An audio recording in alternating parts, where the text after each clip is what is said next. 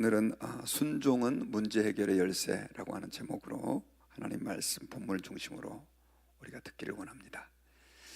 우리는 이 세상을 살아가면서 많은 문제에 직면합니다. 부부간의 갈등, 또 자녀들의 문제, 또 직장 동료와의 문제, 또 신앙생활하는 사람들은 교회에서도 적지 않은 어려움들을 경험하고요. 또 형제들 간의 문제, 재정적인 문제, 이루할 것 없이 많은 문제들 속에서 살아갑니다. 근데 이 문제들을 만날 때 저는 괜찮습니다, 아무리 문제가 와도 아무 문제가 없습니다 하는 사람들은 없습니다. 대부분 문제가 오면 마음이 흔들리고 고통스럽죠. 심지어 우리 믿음의 사람들 가운데는 그 믿음의 정체성마저도 그 문제 속에서 흔들리는 사람들이 있습니다. 근데 여러분, 이 문제를 만났을 때 문제를 해결하는 방법을 우리는 대개 이제 한 가지 정도로만 생각을 해요. 빨리 그 문제가 없어졌으면 좋겠다. 그런데 성경에 보면은요, 이 문제가 해결되는 방법은 그것 말고도 또 다른 방법이 있습니다. 그것은 뭐냐면 문제를 문제로 안 보는 거죠. 문제가 와도 문제가 아닌 게 되면 그건 문제가 아닌 것입니다. 그런데 이 하나님께서 문제를 특별히 우리가 기도할 때 해결해 주시는데, 이 문제를 해결하는 방법이 때로는 첫 번째 방법대로 우리 문제를 해결하는 경우도 있지만, 많은 경우 둘째 방법으로 문제를 해결하게 해주시는 경우도 많아요.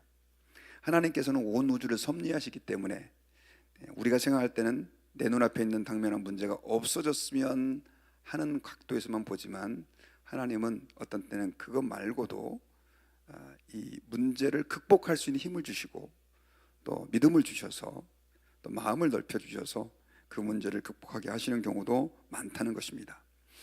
그런데 가끔씩 우리가 이제 교회 와서 간증하시는 분들 보면 그 문제가 기적적으로 없어진다든가 바뀐다든가 이런 간증을 많이 해서 우리는 그것만이 문제 해결의 열쇠라고 생각하는데 그렇지 않습니다. 그런데 이 첫 번째 것이든지 두 번째 것이든지 공통적으로 그 문제 앞에서 우리가 그 문제가 해결되게 하는 하나의 키, 열쇠가 있는데, 그게 바로 뭐냐면 믿음의 순종이라는 것입니다. 우리가 하나님 앞에서 순종할 때 그 문제가 없어지기도 하고 때로는 극복할 힘이 생기기도 한다라고 하는 것이죠. 여러분, 이 오늘 본문에 보면 엘리사가 엘리야의 이제 어떻게 말하면 그 권위를 받아서, 그 능력을 전수받아서 이제 선지자로서의 본격적인 사역을 하는 내용이 나오는데, 바로 두 번째와 세 번째의 기적이 나옵니다. 첫 번째 기적은 엘리야의 그 겉옷을 가지고 요단강을 쳤을 때 그 요단강이 갈라지는 역사가 있었잖아요. 그리고 이제 두 번째와 세 번째 기적이 나오는데, 두 번째 기적은 말 그대로 오염된 물이 좋은 물로 바뀌어진 그런 기적이었습니다. 오늘 본문의 장소가 일어난 장소는 어디냐면 이 여리고성입니다. 여리고성은 여러분, 우리가 여호수아가 첫 번째로 가나안 땅에 들어갔을 때 매일매일 한 바퀴씩 돌고 마지막 날 7바퀴 돌아서 성이 무너진 그 장소로 기억하고 있는 그 장소입니다. 여리고성은 실제로 사막의 오아시스처럼 살기 좋고 경치가 좋고, 또 저지대로서 강도 있었고 종려나무와 무화과 나무가 있었고 아름다운 곳으로 손꼽히는 그런 곳이었다고 합니다.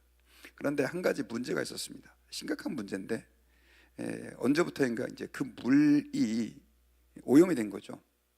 그래서 농사를 지어도 이 제대로 결실을 못하고, 그리고 어린아이들이 유산되는 일들도 많이 있었던 것 같아요. 오늘 본문에 유산됐다라고 하는 구체적인 이야기는 없지만 물 때문에 죽는다라고 하는 표현이 나와요. 그래서 정말 사람들은 심각한 문제에 빠진 겁니다.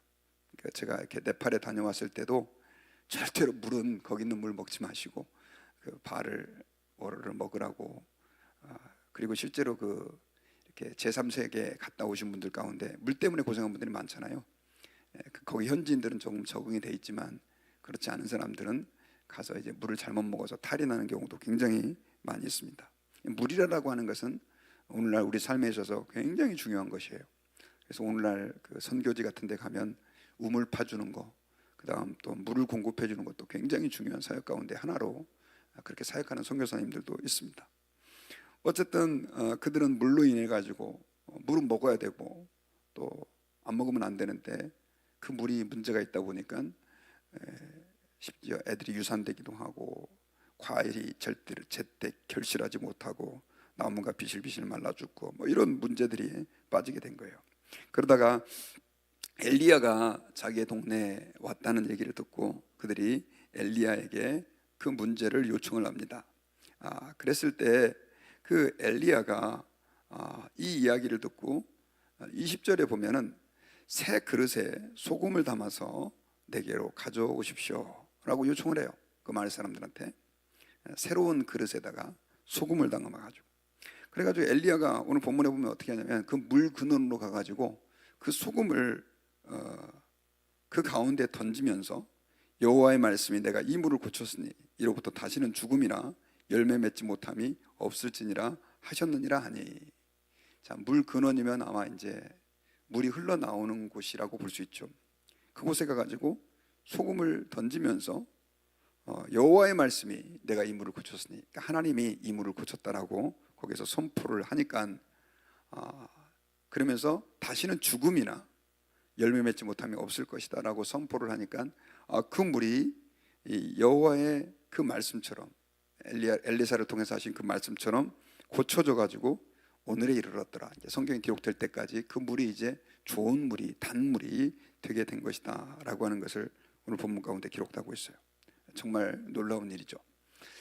자, 그런데 여러분, 여기서 엘리사가 그 물을 고칠 때 뭘 가지고 고쳤어요? 소금을 가지고 고쳤죠. 소금. 사실 성경에서의 소금이다라고 하는 것은 뭐 제가 지난 주일날 설교도 했지만 굉장히 유익한 또 긍정적인 의미로 많이 사용됩니다. 그리고 소금은 여러분 예전에는 너무 귀해가지고 심지어 우리 한국 같은 경우도 삼국시대 때는 그 소금을 그 월급같이 이렇게 사람들에게 그렇게 나눠주는 굉장히 귀한 것들이었었습니다. 그리고 소금은 사람들을 정하게 하고 그 다음 또 썩지 않는 것들을 썩을 것들을 썩지 않게 해주는, 부패를 방지해주는.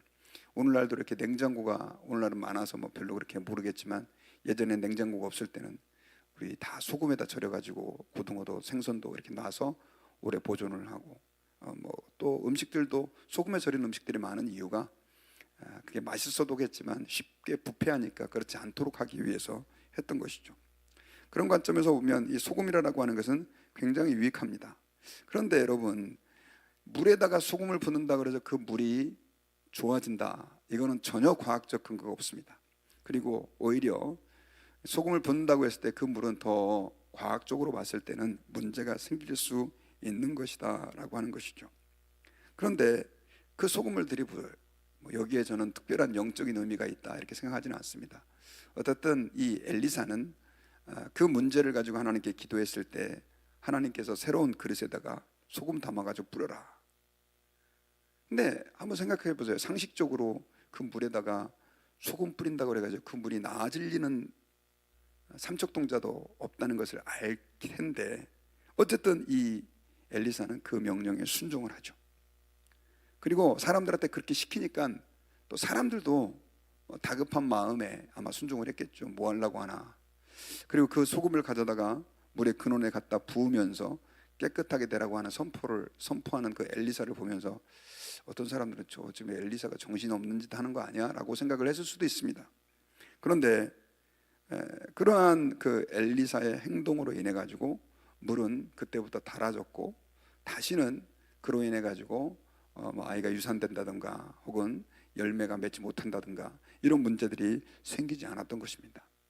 여러분, 우리가 여기서 굉장히 중요한 하나의 영적 원리를 발견할 수 있는데 그게 뭐냐면 하나님의 그 역사하심이 제가 아까 서두에 말씀드렸던 것처럼 그냥 우리의 어떤 논리라든가 또 상식이라든가 합리적인 것에만 의해 이루어지지 않는다는 거죠.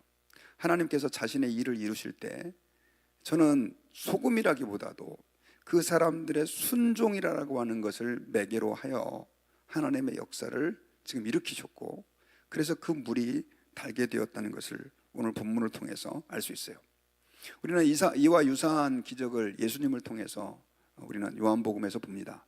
예수님의 첫 번째 이적이 가나의 혼인잔치에서 물을 포도주로 바꾸신 사건이에요. 자, 혼인잔치 굉장히 중요한 시간들이었습니다. 보통 유대인들은 일주일 동안 혼인잔치를 하는데 그들은 말 그대로 물이 그렇게 흔치 않은, 더더군다나 이스라엘은 물이 이렇게 비가 오는 때가 딱 정해져 있거든요. 이른 비, 늦은 비. 그래서 봄과 가을. 그러니까 나머지 때에는, 여름이 지난 그때는 굉장히 물을 구하기가 쉽지 않은 그런 때였습니다. 그래서 포도주를 이렇게 발효시켜서 음료로 이렇게 마시는 일이 많았는데, 이 혼인잔치 때 그 포도주를 음료로 사용하는데 그 포도주가 다 떨어진 겁니다. 아마 예상보다 사람이 많이 왔던 것 같아요. 그래가지고 이 마리아가 예수님에게 어떻게 좀 해달라고 했을 때 예수님께서 뭘 명령하죠? 사람들이 정결 의식에 사용하는 그 물인데 이건 마실 수 없는 물입니다. 발 씻고 손 씻고 하는 그런 물이에요. 그런 물을 깨끗한 그런 물로 사용할 리도 없고요. 그 물을 갖다 떠다가 사람들한테 나눠주라고 얘기를 합니다. 그때 사실 이 말을 하기 전에 마리아가 그 종들한테 무슨 부탁을 하느냐면 예수님이 시키는 대로 뭐든지 해라 라고 하는 그 이야기를 당부를 해요. 그리고 예수님께서는 마리아의 예상대로 말도 안 되는 명령을 하게 되는데, 그 정결의식에 쓰는 그 물을 사람들에게 떠다 주라 라고 명령을 한 거예요. 사람들은 이제 뭔지도 모르고 그 물을 갖다 떠다 사람들에게 주니까 그 물이 포도주로 변했습니다. 그리고 그 포도주를 마시고 있었던 그 연회에 대표되는 한 사람이, 야, 이 집은 이전보다도 더 맛있는 포도주를 이렇게 보통 맛있는 걸 주고 취한 다음에 맛없는 걸 주는데 이 집은 반대로 이전보다 더 맛있는 거를 갖다가 뒤에 내오는구나 라고 하면서 칭찬을 했던 기억을 우리는 요한복음 2장에서 알아요. 근데 이 사건을 통해서 이제 예수님의 제자들이 예수님의 능력을 체험하고 믿게 되었더라라고 기록되어 있는데, 어쨌든 거기서도 예수님께서는 순종이라고 하는 것을 매개로 사용하셔서 그 문제를 해결해 가시고 또 그들에게 주님의 역사하심을 나타냅니다. 성경에 찾아보면요, 이런 거 말고도 엄청나게 많은 기적들이, 또 주님이 역사하시는 문제 해결의 장면들이 나오는데 대부분 다 뭐와 깊은 관계가 있냐면 순종과 깊은 관계가 있어요. 베드로에게도 밤새도록 고기를 못 잡았는데 예수님 뭐라고 얘기를 합니까? 깊은 데로 가서 그물을 내려라. 근데 깊은 데는 고기가 잡히는 곳이 아니거든요. 그리고 예수님은 직업이 목수고 베드로는 직업이 어부였어요. 고기가 언제 어디에서 모인다는 건 누구보다 잘 알고 있는 사람이 바로 베드로였거든요. 그런데 그는 예수님 말씀에 순종해서 깊은 데로 가서 그물을 내리니까 어떻게 됩니까? 배에 가득 그 고기를 잡게 되죠.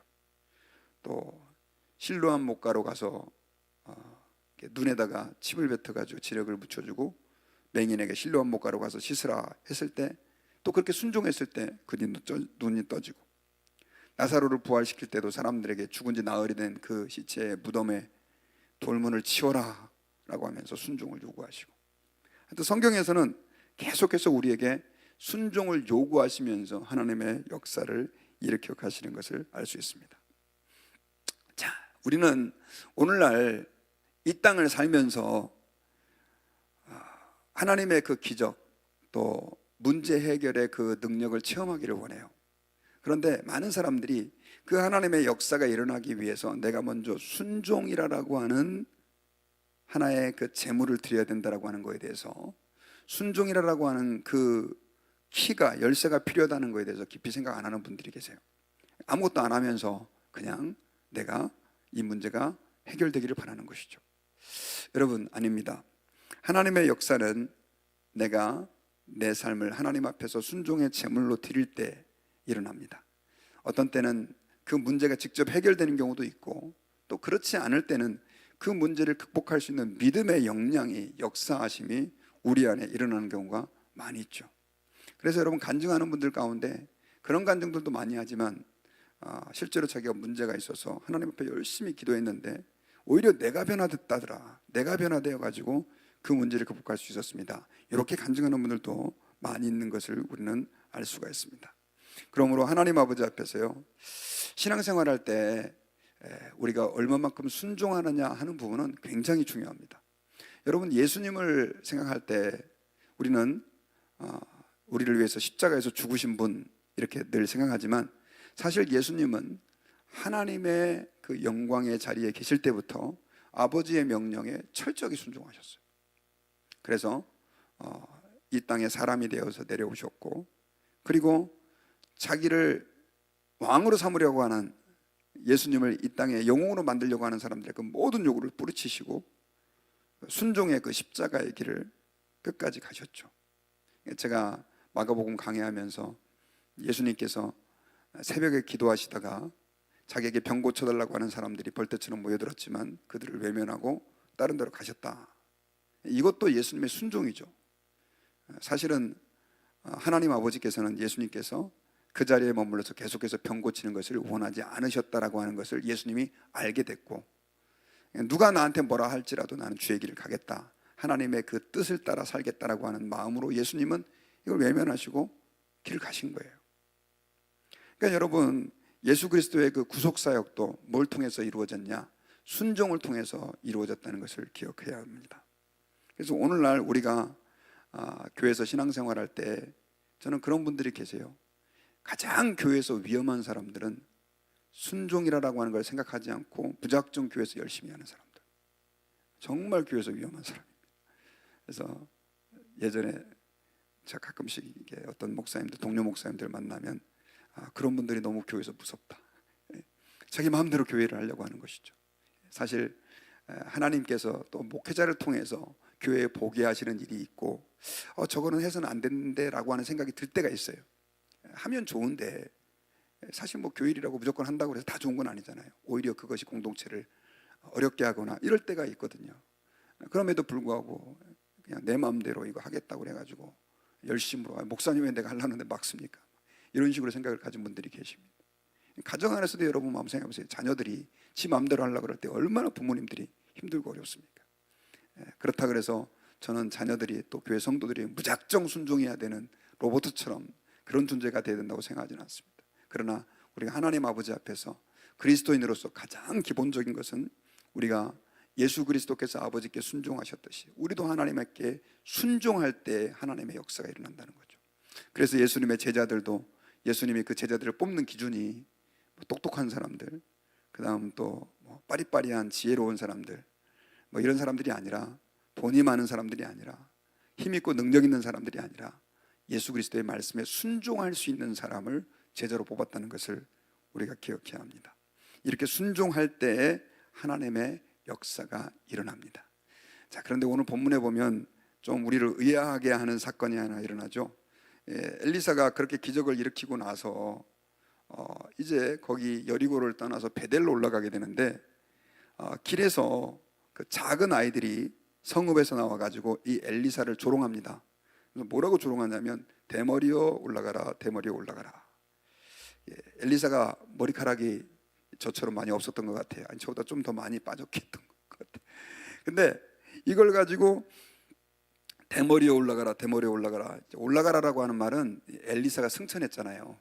엘리야가 승천했잖아요. 그러니까 너도 엘리야처럼 그렇게 올라가 하면서 조롱을 한 거예요.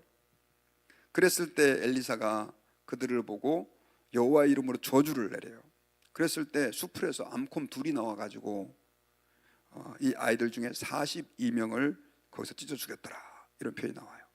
자, 이 부분은 굉장히 난해 구절 가운데 한 가지입니다. 왜냐하면 어떻게 성경에 이런 얘기가 기록될 수 있을지, 사람 좀 조롱했다 그래가지고 선지자가 암콤 명령해가지고 그것도 여기 보니까 앞뒤를 분간 못하는 작은 아이들이라고 돼 있는데 이게 가능한 건가라고 생각되는 분들이 계신데 그건 오해입니다. 여기서의 작은 아이들은 요즘 말로 하면 티네이저예요. 그러니까 12세부터 시작해서 19세까지의 정도의 그 청소년들이라고 볼 수 있고요. 특별히 여기서 죽은 아이들이 몇 명입니까? 42명이에요. 길 가다가 한두 명이 엘리야를 보고 조롱한 게 아니라 이들은 특별히 죽은 사람만 40명이니까 더 많은 사람들이 거기에 있었다는 얘기인데, 아주 집단으로 떼거지로, 그것도 이 엘리사가 여리고에서 베델로 올라가는 길목에 있었어요. 의도적으로 이 엘리사를 조롱하기 위해 온 거죠.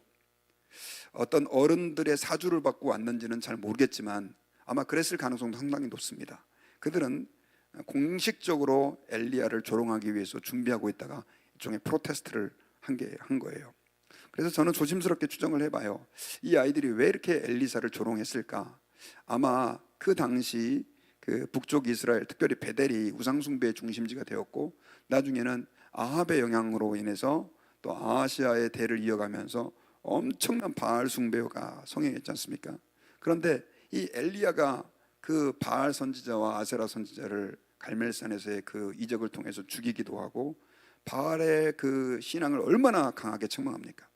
그러다 보니까 아마 그 어른 세대에 있는 사람들이 좀 엄청난 반감을 엘리야에게 가지고 있었고, 그리고 엘리사가 그 엘리야의 영적 능력을 전수받아 사역하는 것을 초창기 때 아예 그냥 눌러버리자, 이런 마음을 가지고 그를 조롱했던 것 같습니다. 그랬을 때 또 엘리야가 이들을 뭐 죽이려고 했다기보다도 여호와의 이름으로 율법의 말씀대로 그들의 그 악행에 대해서 성경 말씀대로 저주를 선포했을 때 하나님께서는 그들을 곰 2마리를 통해서 심판하셨다고 보면 좋습니다. 근데 여기서 우리가 아까 순종과 관련해서 생각해야 될 게, 사실은 엘리야를 통해서도 하나님은 엄청난 역사를 보여주셨고, 지금 엘리사를 통해서도 그 역사가 이루어지고 있음에도 불구하고 마음이 강박한 사람들은 끝까지 그 말씀을 들으려 하지 않고 그 자기의 방식대로, 삶의 패턴대로 살아가고, 더더군다나 오늘 본문에 보니까 이 하나님의 사람이었던 엘리사에게 이렇게 어린 아이들을 통해서도 또 대적하는 일들이 일어나다 보니까 결국 이렇게 망하게 된 것을 우리는 성경을 통해서 알 수 있습니다. 여러분, 우리가 하나님 아버지 앞에서 이 땅을 살면서 수많은 문제와 어려움들, 고통들 경험을 해왔고 또 앞으로도 경험할 것입니다. 죄송하지만 아무리 연세가 많아도 고통이라고 하는 것은 우리에게 끊임없이 주어집니다. 근데 하나님께서는 그런 고통과 문제를 통해서도 하나님의 역사를 이뤄가는데, 거기에 가장 필요한 게 뭐냐? 바로 우리의 순종이다. 그러므로 여러분들이 또 제가 하나님의 말씀을 들을 때마다, 읽을 때마다 늘 기억해야 할 것은 내가 순종해야 할 명령이 무엇인가? 주일날 설교 듣고 오늘 목사님 설교 좋았습니다, 성경 읽다가 아유 오늘 감동적이었습니다로 끝나는 것이 아니라 오늘 내가 순종해야 할 것이 무엇인지를 하나님 앞에 구체적으로 듣고 그 말씀에 순종하는 결단들, 노력들을 할 때, 비록 그것이 작은 순종이라 할지라도 그 순종을 통해서 하나님은 때로는 문제를 없이 하기도 하시고 그 문제를 극복할 수 있는 은혜도 베풀어 주실 것으로 믿습니다. 그 은혜가 저와 여러분들에게 있기를 주의 이름으로